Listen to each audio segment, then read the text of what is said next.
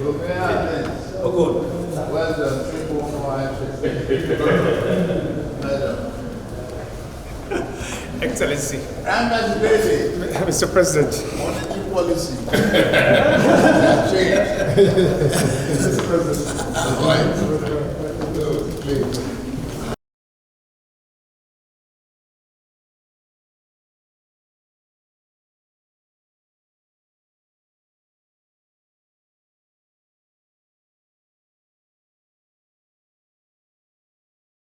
A number of reasons. First of all, the president and I are old friends. He's my brother. We've been friends since his first term as governor of Lagos State when I was a banker. And I have not seen him since the elections. I wanted to give him time to settle down. So the first reason was to come and congratulate him formally. But also I wear many caps. I wear the cap of an economist. So I came to thank him for the steps he has taken to put this economy on course. As you know, many of the issues that we have been talking about, the subsidy that has caused a hemorrhage on the fiscus, the multiple exchange rate regimes, and so on. These are issues that I have personally been talking about for a long time. And I'm happy that on his very first day, he has addressed these issues and the markets are happy. And it is important when the government does the right thing for us to give them feedback. It's not always when they do a wrong thing that you complain. So he has started on such a strong footing as far as the economy is concerned that we have to come and support and encourage that we continue along that path and be advocates for the policies he has pursued. The second cap I wear is that of the Horejo Tabita Pulaku, and I'm therefore concerned about the issue of herdsmen-farmer clashes, and he's also concerned. And we discussed steps that will need to be taken to begin to look at some of those issues. But in particular, I came to appeal to him on the case of the 37 herdsmen who were bombed by the Air Force in Nasarawa State a few months ago. Which we wrote a letter to President Buhari on. And we have now written a reminder because it's a matter we do not want to be swept under the carpet. And the president has asked me again to send him that letter, and I'm sure that he will look into the matter. The third major issue we discussed was the issue of poverty, especially in northern Nigeria, the questions of out-of-school children, girl child education, and how and his thoughts on that matter. And this is a big priority for him. And we would be again continuing with the conversation to see how we can help with ideas for how to address these issues. Because without education in the north and without educating the girl child, you are not going to have an amelioration of the extreme poverty and insecurity in the north.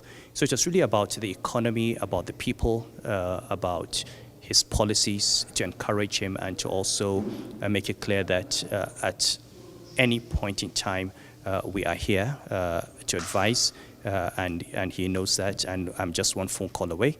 And I'm very, very happy to have seen him, to see the mindset, and I wish him all the best. No.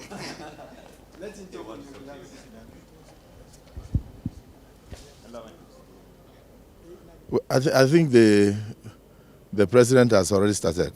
Ours is to back him and to support his actions for the betterment of the country. So for now, the parliament on resumption will also lend our voice to what we have seen so far. He has taken the right steps. The stock market is rising, and a lot of people are very excited with the steps he has taken so far, and we are also very happy. And there is renewed hope, not just in terms of the economy, but in terms of the stability of the country. It will affect all facets of life, including security. So I applaud him, and we thank God for him, and we welcome the development so far. As the Senate of the Federal Republic of Nigeria, ours is to back him with necessary legislations and also to bring to the fore most of the things that are happening in our various communities through motions and observations, so that the government can take more action since we are closer to the grassroots. Well, I think they expect robust legislative debates. They expect us to focus on Nigeria, and they expect us to help Mr. President to take decisions that will improve the lots of Nigerians. They expect us to take decisions that will ensure total empowerment of Nigerians. Above all, they want improvement in the economy. They want to see palliatives. They want everything about the well-being of Nigeria to be taken more seriously, just like it's in the Constitution that the primary purpose of government is about security and welfare of lives of the people. And once we take care of those things, then we would have met their expectations. But I assure you that we are poised to do so.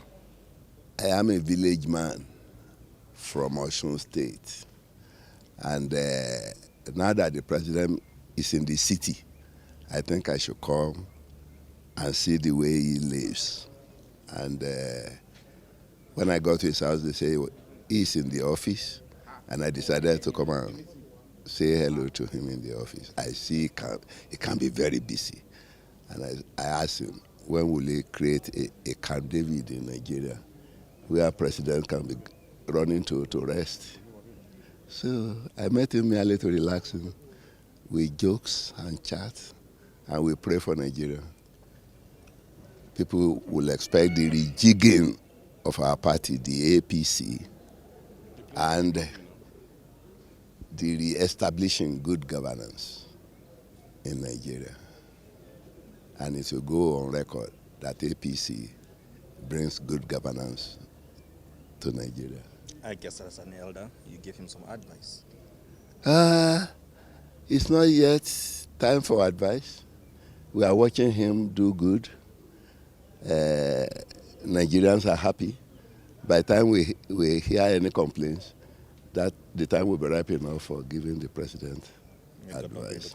Thank you very much. Some critical decisions in the last 15 days. So how do you assess? Oh, I merely watch the perception of the country. Very excellent. People are happy with him. And that's why I boldly come during daytime.